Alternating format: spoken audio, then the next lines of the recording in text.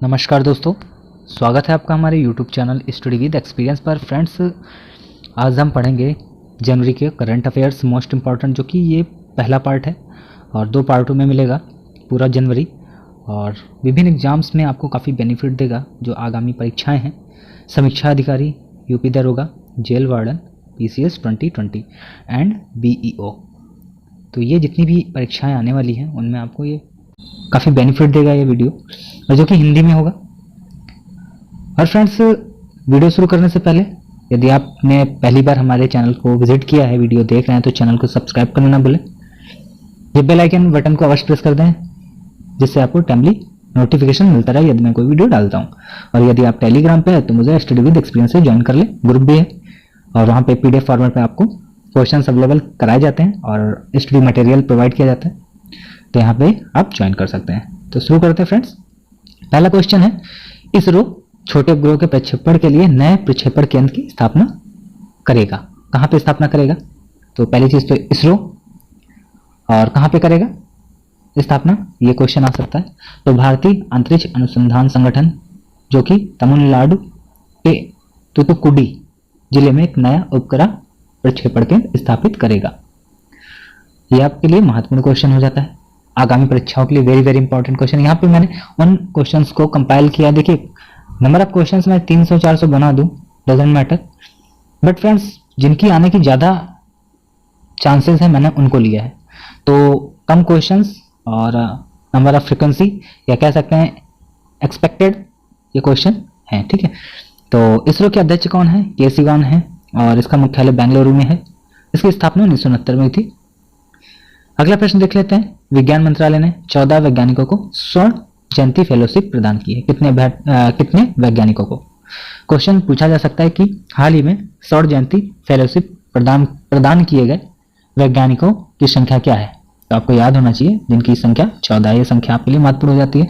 Fellowship में अनुसंधान के लिए जरूरी सभी आवश्यकताओं के प्रतिमाह 25,000 रुपये की राशि दी जाएगी, और इसके अलावा 5 वर्ष के लिए अनुसंधान अनुदान के रूप में 5 लाख रुपए भी दिए जाएंगे। केंद्रीय जो विज्ञान और प्रौद्योगिकी मंत्री हमारे डॉक्टर हर्षवर्धन है। अगला है, और महत्वपूर्ण प्रश्न ये भी है, पूछा जा सकता है, जो त्रिपुरा का है, एक उत्सव है, एक पर्व है, लाई हराओबा कहाँ का है? पूछा जा सकता है, जो कि त्रिपुरा का है। मणिपुरी मेती समुदाय कहाँ पाई जाती है? त्रिपुरा में। मेती समुदाय के द्वारा त्रिपुरा राज्य में लाई हराओबा नृत्य या पर्व मनाया गया, जो कि अगरतला में मनाया गया। त्रिपुरा की राजधानी अगरतला है। CM यहाँ के विप्लव देव हैं। राज्यपाल रमेश बैस हैं। तो आपको एक सेपरेट वीडियो यहाँ से राज्यपाल का अगला वीडियो मिलेगा। तो फ्रेंड, इसलिए कह रहा हूँ, आप किसी भी परीक्षा की तैयारी कर रहे हैं, रेलवे ग्रुप डी या NTPC या यूपी दरोगा या 52,000 सिपाही की भर्तियां या jail warden, RO UP PCS, तो आप हमारे चैनल को अवश्य ज्वाइन कर लें। यहाँ पे आपको फ्री ऑफ कॉस्ट, जो आप पेड कोर्स लेते हैं उन्हें लीजिए, मैं नहीं कर रहा हूँ, मत लें, और इवेल्युएट करें कि जो कंटेंट है बेहतर है, कम तो नहीं होगा, मगर आप खुद इवेल्युएट करेंगे, इस चीज़ को कंपेयर करेंगे कि कैसा मेरे चैनल के माध्यम से जो आपको PDF फॉर्मेट में टेलीग्राम पे PDF दी जाती है, उसका मटेरियल कैसा है।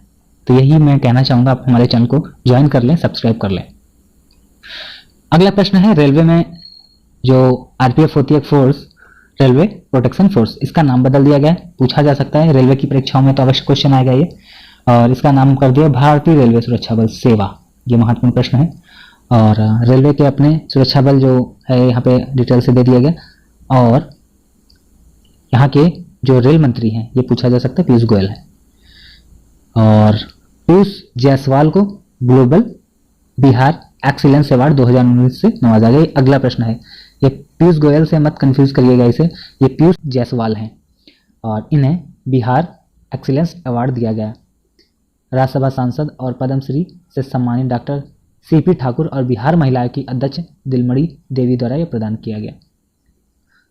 किस लिए दिया गया? महिला सशक्तिकरण को प्रोत्साहित करने के लिए यह प्रदान किया गया। बिहार के राज्यपाल पूछा जा सकता है, फगु चौहान है, और मुख्यमंत्री नीतीश कुमार हैं। यूपी SRTC ने महिलाओं की सुरक्षा के लिए दामिनी हेल्पलाइन सेवा प्रारंभ की। महत्वपूर्ण प्रश्न है, दामिनी हेल्पलाइन सेवा कहाँ पे शुरू की गई? ये उत्तर प्रदेश में। ये नंबर आपसे पूछा जा सकता है, महत्वपूर्ण नंबर है, ये आप अवश्य रट लीजिए। UPSRTC, उत्तर प्रदेश की ये जो रोडवेज चलती हैं उसी में ही एक हेल्पलाइन नंबर महिलाओं के सशक्तिकरण सुरक्षा के लिए एक नंबर ये दिया गया है 8114277777 यानी 5 टाइम 7 है। यूपी के सीएम कौन है? योगी आदित्यनाथ।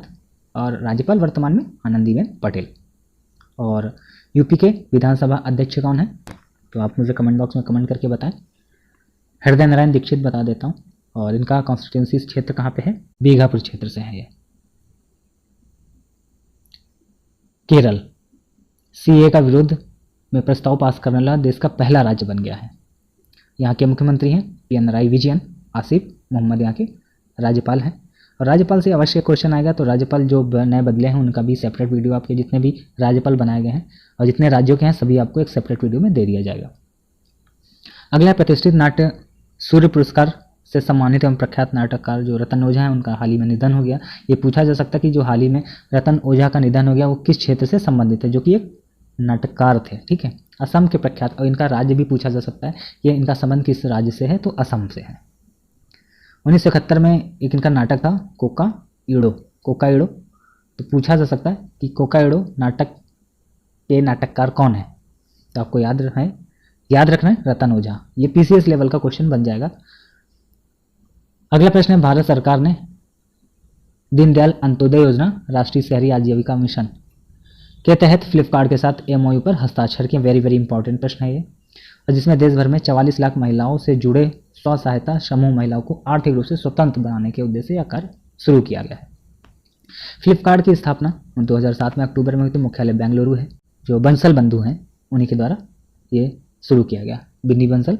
और एक आप कमेंट बॉक्स में कमेंट करके बताएंगे। भारत और बांग्लादेश, अगला क्वेश्चन है, भारत और बांग्लादेश सूचना और प्रसारण मंत्रियों की बैठक कहाँ पे हुई है? 2020 की नई दिल्ली में हुई है, फरवरी में आयोजित की जाएगी। और जो कि रेडियो बेतार के बीच कार्यक्रमों के आदान प्रदान से संबंधित समझौता ज्ञापन पे हस्ताक्षर भी किए गए हैं। अगला प्रश्न है, वेरी वेरी इंपॉर्टेंट क्वेश्चन है, 2020 के विभिन्न एग्जाम्स में पूछे जाएंगे। कोई भी एग्जाम आने वाला है, जैसा कि बीओ है, समीक्षा अधिकारी है, और जेल वार्डन का एग्जाम है, ये डेफिनेटली क्वेश्चन पूछा जाएगा। कैप्टन तानिया शेरगिल, इन्होंने 26 जनवरी परेड पे अगुवाई की है। तो ये काफ़ी अच्छा क्वेश्चन है, आप देख सकते हैं। इनकी इमेज मैंने डाल रखी दोनों। अगला प्रश्न है, पुरी को प्लास्टिक कचरा प्रबंधन के लिए मिला स्वच्छ दर्पण पुरस्कार 2019। स्वच्छ दर्पण पुरस्कार इसे मिला प्लास्टिक कचरा प्रबंधन के लिए पुरी को, जो कि उड़ीसा में पड़ता है। स्वच्छ दर्पण पुरस्कार 2019 से सम्मानित किया गया। कार्यशाला की योजना पेयजल और स्वच्छता विभाग और जल शक्ति मंत्रालय द्वारा किया गया। ये मंत्रालय आपको याद करना है। ये लेवल वाले क्वेश्चंस हैं, पीसीएस में कोड बना के पूछ लिए जाते हैं कि किसके द्वारा ये किस मंत्रालय के द्वारा इसका आयोजन किया गया। अरुणाचल प्रदेश में प्रसिद्ध परशुराम कुंड मेला का आयोजन हुआ है। अरुणाचल प्रदेश में ये पूछा जा सकता है कि परशुराम कुंड कहाँ पर अवस्थित है, तो अरुणाचल प्रदेश में यह है। और ब्रह्मपुत्र के पठार पर यह स्थित है, लोहित नदी के समीप। ईश्वर शर्मा ने ग्लोबल चाइल्ड प्रोडिगी अवार्ड जीता। और ये एक योग शिक्षक कह सकते हैं, काफ़ी अच्छा ये योग अभ्यास कराते हैं, योग शिक्षक कह सकते हैं इन्हें। मैसूर से इनका ताल्लुक है। वर्तमान में ब्रिटेन में रहते हैं। ब्रिटेन सहित दुनिया भर के 100 से अधिक योग कार्यक्रमों में इन्होंने भाग लिया है। Anand Prakash Maheshwari, very very important question है, सीआरपीएफ के नए प्रमुख बने हैं। और जितने भी आपके प्रमुख बने उनका आपको सेपरेट वीडियो दे दिया जाएगा हमारे चैनल के माध्यम से। तो एक क्वेश्चन यहाँ से अवश्य पूछा जाएगा, जितनी भी अभी नई नियुक्ति हुई है वहाँ से क्वेश्चन देखने को मिलेगा। तो आनंद प्रकाश महेश्वरी आप इमेज में देख रहे हैं। और सबसे पुरानी, ये सबसे विश्व की सबसे बड़ी है, एक तरह से कह सकते हैं, अर्धसैनिक बल। और इसकी स्थापना कब हुई थी? सबसे पुरानी भी है ये, तो राजीव भटनागर इससे पहले थे। और 1939 में क्राउन रिप्रेजेंटेटिव पुलिस सीआरपी के रूप में तैयार किया गया था।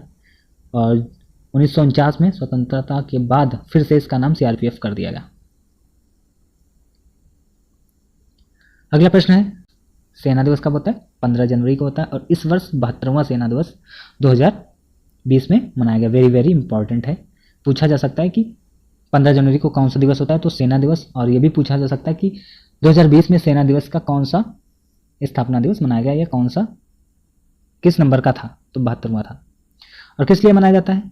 आज़ादी के बाद 1949 में देश के पहले जो commander in chief field marshal जो थे के.एम. करियप्पा ने अंतिम जो ब्रिटिश मार्शल इन चीफ जो कि FRR बुश बुसर थे, FRR बुसर से सैन्य कमान अपने हाथों में ली थी करियप्पा जी ने, तो इसलिए ये सेना दिवस मनाया जाता है। अगला प्रश्न है, ओडिया फिल्मकार जो मनमोहन महापात्रा का निधन हो गया, वेरी वेरी इंपॉर्टेंट है, पूछा जा सकता है। हाल ही में मनमोहन महापात्रा का निधन हो गया, वो किस क्षेत्र से संबंधित हैं या किस क्षेत्र से उनका संबंध है, तो फिल्मकार हैं। वेब ओडिया सिनेमा के पिता के रूप में इन्हें जाना जाता है और लगातार 8 राष्ट्रीय पुरस्कार इन्होंने जीते हैं। अगला प्रश्न है, भारतीय मौसम विज्ञान की इनका 145वां स्थापना दिवस है, वेरी वेरी इंपॉर्टेंट है। भारतीय मौसम विज्ञान 15 जनवरी को अपना 145वां स्थापना दिवस मना रहा है।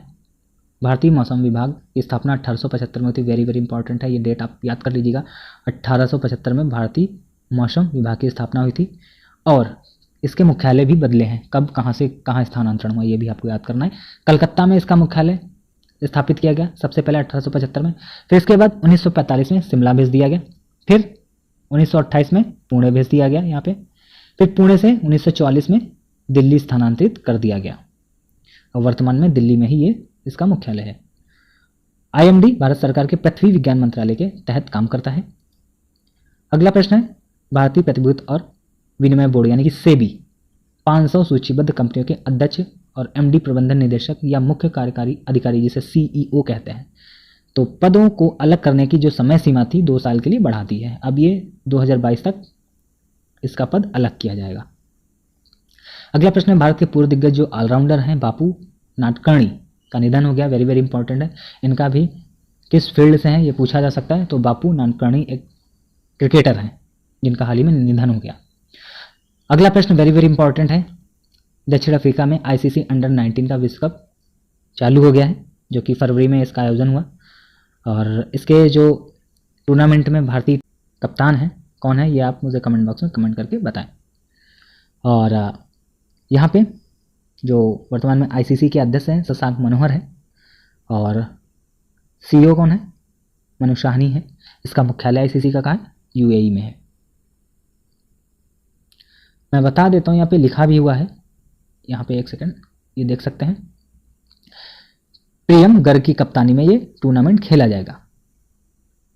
अगला प्रश्न है, नई दिल्ली में जनगणना 2021 का अद्यतन करने के लिए सम्मेलन का आयोजन किया गया और वेरी वेरी इंपॉर्टेंट ये क्वेश्चन अवश्य आएगा कि भारत के रजिस्ट्रार जनरल और जनगणना आयुक्त वर्तमान में कौन है, तो विवेक जोशी हैं। ये क्वेश्चन आप याद कर लीजिए, वेरी वेरी इंपॉर्टेंट है। राष्ट्रीय जनसंख्या रजिस्ट्रार जो NPR के बारे में विभिन्न राज्यों के मुख्य सचिवों तथा केंद्र शासित प्रदेशों के प्रशासकों को अपडेट करने के लिए सम्मेलन का आयोजन किया गया दिल्ली में।